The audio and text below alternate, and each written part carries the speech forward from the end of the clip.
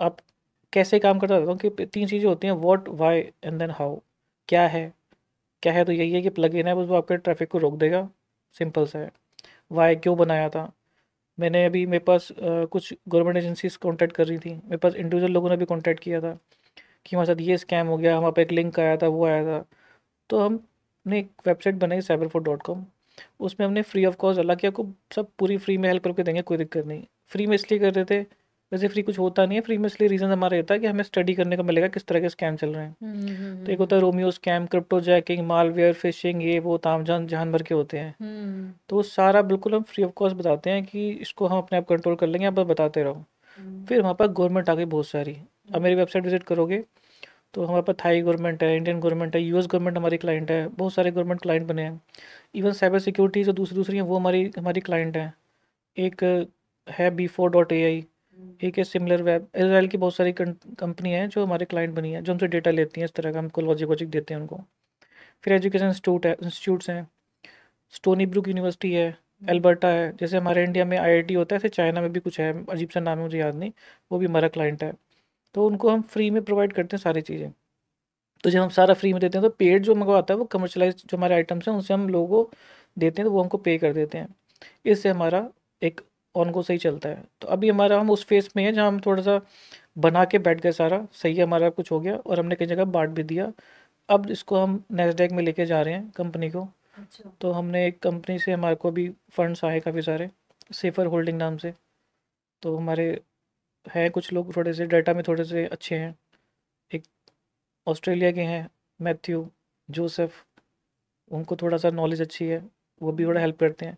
तो basically homework करने वाली बात है। होमवर्क तभी मिलेगा जब किसी को आपको बताएगा, आपको कोई पे करोगे कि आपका अभी भी स्कैम हुआ है, हमें पे करो, हम आपको हेल्प करेंगे, तो तो कोई आएगा ट्रस्ट नहीं। नहीं हो पाता, उनको तो हम लगता फ्री में ऑलरेडी। ही करते हैं, जी जी हाँ, जी। इतने पैसे लेकर ही कर लेंगे हम। हम्म। तो पैसे लेके क्या ही करते हैं, फिर हमने कहा फ्री में। अब मेरे पास रोज़ नई नई क्वेरियाँ आती हैं, मैं देखता हूँ हमारे ईमेल्स पे आ रही होती हैं। कोई ऐसी क्वेरी कभी आई है जिसको सॉल्व करने में काफी टाइम लगा हो या डिफिकल्टी फेस की हो, कोई ऐसी मेरे को क्वेरी? तो एपीटी आया सबसे पहले, मुझे एक गवर्नमेंट एजेंसी ने कॉन्टैक्ट किया था कि आप APT36 को कैसे पकड़ोगे, कौन है बंदा।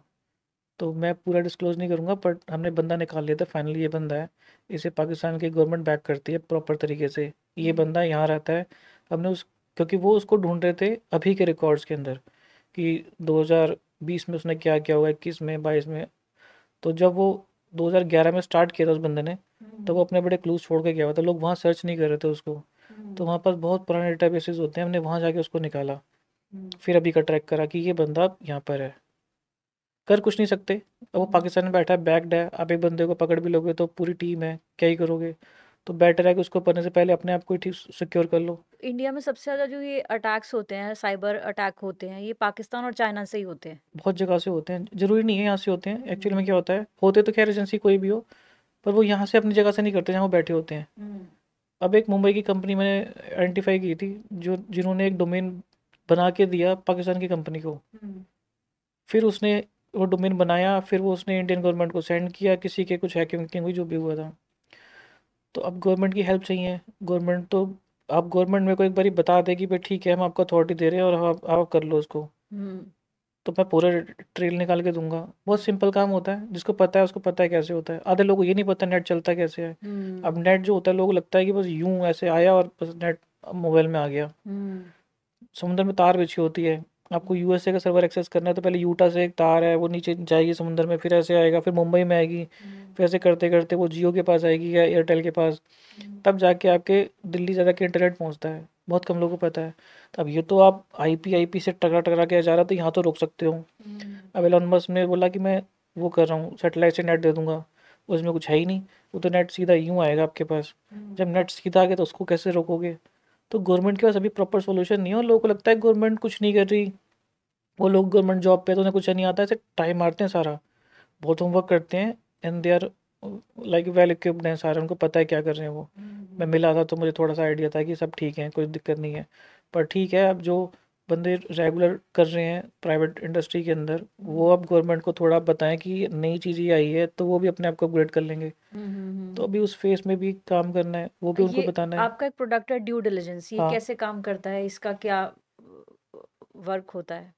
अब इमेजिन करो एक बंदे ने डोमेन बुक करा, फिर उस बंदे ने क्या करा कि बोला कि मेरे को इन्वेस्टमेंट चाहिए so and so million dollar. Hmm, investor है, वो कहता है ठीक है मैं आपको इन्वेस्ट कर रहा हूँ, क्या आप और भी कुछ कर रहे हो? वो कहता है नहीं कर रहा। फिर वो अपने कंसर्न लिख के देता है। तो एक प्लग अब इस स्टडी को करने के लिए कि वो कुछ और नहीं कर रहा, इन्वेस्टर्स हो गए, वो एजेंसीज हायर करते हैं, उसको बहुत हैवी अमाउंट पे करते हैं, उसमें महीना लग जाता है आराम से। वही काम हम 1 सेकंड में करके देते हैं। 1 सेकंड, यहाँ पे क्लिक मारो, सब पता चल जाएगा बंदा कर क्या रहा है। तो अब उसने एक डोमेन बुक करा, उस पर उसने एक ईमेल लिखा होगा, एक फ़ोन लिखा होगा, नाम और कंपनी लिखी होगी। फिर उस कंपनी से कितने डोमेन बुकड हैं, उस फ़ोन से कितने हैं, उस ईमेल से कितने हैं, वगैरह वगैरह, सब निकाल के पूरा चार्ट बन के आ जाता है एकदम से। तो नेटवर्क ग्राफ कहते हैं उसको। तो उससे हम बता देते हैं कि ये बंदा जो है और क्या क्या कर रहा है, झूठ तो नहीं बोल रहा। बेसिकली उसका बैकग्राउंड माइंडसेट पता चलता है। अब ये सिर्फ इसके लिए नहीं होता, ये दो कंपनी आपस में डील कर रही हैं तो उनको भी पता होता है ये बंदा और क्या कर रहा है और क्या नहीं कर रहा। अब एक बहुत सिंपल मैकेनिज्म है, उसमें क्या होता है, पता चल जाता है कि जो बंदा कर रहा है और जो बोल रहा है कि भाई मेरे पास इतने क्लाइंट हैं, मैं इतना बहुत टाइम से कर रहा हूँ, वो कर रहा हूँ, एक क्लिक मार के पता चल जाएगा कि ये बंदा सच्ची में से इतने क्लाइंट है कि नहीं है, टैक्स स्पेंड कितना करा है उसने, टेक्नोलॉजी के ऊपर कितना किया हुआ है। तो काफ़ी सारी चीज़ें। अब एक कंपनी है, उनके ईमेल जो होते हैं वो गूगल पे बने होते हैं, गूगल का एमएक्स रिकॉर्ड होता है, उसे वर्क प्लेस बोलते हैं। अब वो खुद चला रहा है अपना, उसने कितने ईमेल बना रखे हैं, अब जितने ईमेल बना रखे हैं उतनी टीम तो होगी ना उसके पास, वो मिलेंगे नहीं तो टीम भी नहीं है। तो कुछ कहते हैं हमारे पास 50 बंदों की टीम है, अब एक क्लिक मारो मैं बता दूंगा कि सच्चे 50 बंदे हैं भी कि नहीं। तो बहुत सारी चीज़ें होती हैं ड्यू डिलिजेंस के अंदर, ये छोटा पार्ट होता है। अब ऐसे तो आप पॉडकास्ट करोगे तो आप कई घंटों तक, दिनों तक चलाते रहो, क्योंकि ड्यू डिलिजेंस का बहुत लंबा पार्ट होता है। फिर हम ब्रांड प्रोटेक्ट करते हैं। अब आपका एक फ़ोन नंबर है, वो कहीं कहीं जगह पड़ा हुआ है, और पहले तो हमारा काम है उसको ढूंढ के निकालेंगे, फिर वो अपने मतलब ऑटोमेशन पे सिर्फ होता है। आपका एक नाम पता हो, आप उसका फोन नंबर वगैरह सब एक निकालेंगे। बंदे के फ़ोन से उसका पूरी इतिहास निकलता है 15-20 साल का, अच्छा, 1985 से लेके अब तक का डेटा होता है उसमें, एक फ़ोन नंबर से निकल आता है सब कुछ। तो ये भी कोई डेटा है आपके पास हाँ 95 से लेकर अभी तक का, कि हाँ, कैसे है? बहुत सारे डेटाबेस होते हैं, उनको मर्ज करना पड़ता है। अब इंडिया के अंदर ये भी दिक्कत है कि आपके पास ना, आपको हार्डवेयर जो लगाना होता है बड़ा कॉस्टली पड़ता है। इंडिया के अंदर आप क्लाउड लगाते हो, यूटा में ले लो, कहीं और ले लो, अलग अलग कंट्री में वो आपको कम कॉस्ट के पड़ते हैं। इंडिया में एक लॉ भी है अब कि अगर इंडिया में कोई फाइनेंस का काम आपको करना है, अगर ट्रांजेक्शन इधर उधर करनी है, उसके लिए एक सर्टिफिकेट होता है, PCI DSS, वो लेना होता है आपको। अब वो लेना है तो सर्वर भी इंडिया में लगाना पड़ेगा, उसकी अलग कॉस्ट है।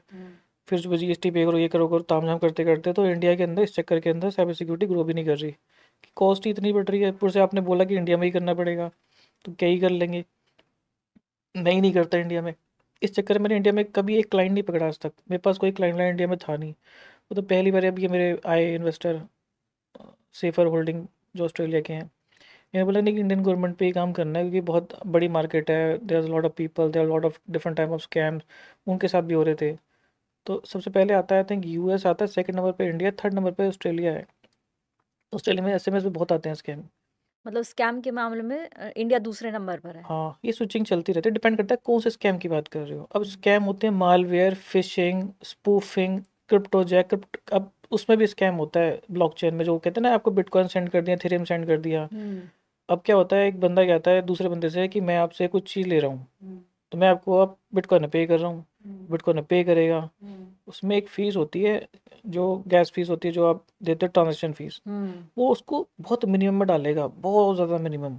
उसको पता होगा कि इतने मिनिमम तो ये पेमेंट फेल हो जाएगी, तो उसने ट्रांजेक्शन कर दी, सामने वाले वॉलेट में हिट भी हो जाएगा अमाउंट, कि इतने बंदे ने इतने बिटकॉइंस को भेजे हैं, वो फटाफट अपना सामान आपको दे देगा और आप निकल लिए, और जो अपना आपका काम हो गया। वो फीस इतनी कम होती है कि एंड में वो ट्रांजेक्शन रिवर्ट हो जाती है, वो पैसा वापस उठ के यहाँ आ जाता है। अच्छा। तो बहुत सारे स्कैम होते हैं, तो आप किस तरह के स्कैम की बात कर रहे हो वो भी डिपेंड करता है। तो जर्नल स्कैम में इंडिया USA का स्विचिंग है आपस में बस। अच्छा, यूएस और इंडिया पहले और दूसरे पे चलते रहते हैं, और फिर तीसरे नंबर पर ऑस्ट्रेलिया है। यहाँ पर आपने ब्रांड प्रोटेक्शन की बात की है। ब्रांड प्रोटेक्शन किस तरीके से काम करता है, उसका क्या फ्लो है, और उसकी आने वाले टाइम में कितनी रेलेवेंस और ज़रूरत है? अभी का सिनारियो तो ये है कि जो लोग सोशल मीडिया पे अपनी फोटो वोटो नहीं डालते कि मेरी फोटो है वोटो है, हम्म। ये बहुत बड़ा अभी बिजनेस है। बेसिक से बताता हूँ, किसी ने अपना फ़ोन नंबर लिया, जैसे मेरा नंबर है, जो भी है, अब मैंने अपना नंबर जो है अपने ही प्रोग्राम में डाल दिया, तो पहले से ही बताया कि ये नंबर कहाँ कहाँ नेट पे पड़ा हुआ है, हर जगह पे किस किस डेटा में फॉल कर रहा है। अब दो होते हैं, इंडिया के अंदर प्राइवेसी प्रोटेक्शन का लॉ आ चुका है वैसे तो वो बताते हैं कि मेरे को, मैं चाहता हूँ ये उसमें नहीं मिले मुझे, हटाओ उसको आप। अच्छा। तो एक बता तो मैं फ्री में दूंगा कि भाई कि कहाँ कहाँ पड़ा हुआ है, वो हमारे को हम लेकिन चार्ज वहाँ नहीं से करते। रिमूव करवाना रिमूव होगा। करने के पैसे हैं, क्योंकि उसमें एफर्ट लगता है, उसमें एक लॉयर चाहिए होता है। तो हमने पूरे पूरे वर्ल्ड की जितनी कंट्रियाँ होती हैं हर एक में एक लॉयर पकड़ा हुआ है, अच्छी एजेंसीज पकड़ी बेसिकली, लॉयर भी नहीं है वो, एजेंसीज हैं। टाइप हमने पहले से कर लिए सारे। अब हमारे पास आया था सबसे पहले एक टर्की की लेडी थी, उसका एक ईमेल था, वो डेटाबेस में था। तो हमने पहले उस बंदे को नॉर्मली इन्फॉर्म करा कि भाई इसको हटवा लो। उसने नहीं हटाया, जो कि मुझे पता है नहीं करते वो। फिर हमने वहाँ की एजेंसी को पकड़ा, उसने उसके ऊपर केस डाला कि आप इसको हटाओ, लीगल नोटिस आपके पास 30 डेज होता है वहाँ पे शायद। तो उसको ने फिर उस जाके हटाया। तो ये होता है प्रॉपर मैकेनिज्म। ऐसे तो जैसे कि हम लोग शॉपिंग करते हैं ऑनलाइन, तो किसी किसी साइट पर आजकल हर जगह लॉगिन आपको करना पड़ता है, तो फ़ोन नंबर है, ईमेल से करते हैं। तो वो कंपनीज़ के पास हमारे ईमेल और फ़ोन नंबर रहते हैं, तो क्या हम वहाँ से भी हटवा सकते हैं? हाँ, वो तो खुद भी जाके, वहाँ तो मैकेनिज्म है ना। अब अमेजन है, अमेजन पे आप जाके बोला अकाउंट में डिलीट माई अकाउंट, हुँ। हटा देगा आपका अकाउंट। तो उनके डेटाबेस से हमारा नंबर हट जाएगा, वो किसी भी साइट पर? आप कुछ भी कर लो। अब अगला फेस आता है। अब आता है कि आप एक आदमी की आपने 10 फोटो लेनी है। हुँ। 10 फोटो ऐसी होती है कि उसने ऐसे देखा है, फिर ऐसे देखा है, फिर ऐसे देखा, उतने में उसका वीडियो बन जाएगा उतनी फ़ोटो के अंदर। हुँ, हुँ, हुँ। अब वो हटवाने वाली बातें आएंगी। वो एक बहुत बड़ी मार्केट है। ये तो एक आजकल एआई से बहुत चल रहा है कि आप एक स्टैटिक फ़िल्म फ़ोटोग्राफ 2-3 दे दो और उसको वो हाँ, मोशन फ़िल्म तो में वो बना वही देता है। होता है एकदम से। अब अभी क्या था, अब वही है, वो जेंडर इक्वलाइजेशन वाली बात आती है। लड़कियों में से दिमाग तो ऐसे कम ही होता है। उनको फेसबुक ने बहुत टाइम पहले बोला कि प्राइवेसी प्राइवेसी प्राइवेसी, सब लड़कियों ने अपने अकाउंट में प्राइवेट प्राइवेट प्राइवेट कर दिए। हुँ। फेसबुक ने जब डाला था, फेसबुक ने डाला, इंस्टाग्राम डाला है फिर, कि अपनी फ़ोटो दिखाओ आपको पैसे मिलेंगे। सब लड़कियों ने फ़ोटो फ़ोटो फ़ोटो डालनी शुरू कर दी। अब दोबारा अगला फेस वही आएगा, कांड होने वाला है। फिर वो अपनी फ़ोटो हटवाने बैठेंगी, सारा सब कुछ अगर है ना मार्केट अब हटवाने वाली। तो वही वाली बात है कि आपको समझ में तो आया कि चल क्या रहा है।